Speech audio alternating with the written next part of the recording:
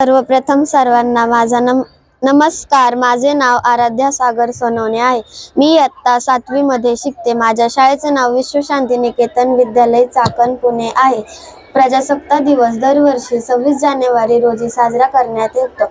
पंडित जवाहरलाल नेहरू यांनी 31 डिसेंबर 1929 रोजी लाहोर जवळ रावी नदीच्या काठी अशोक चक्रांकित तिरंगा ध्वजा फडकवून पूर्ण प्रजासत्तेची स्वातंत्र्याची घोषणा केली. त्यांची आठवण म्हणून प्रजासत्ताक दिवस हा राज्यघटना अंमलात आणण्यासाठी निवडण्यात आला.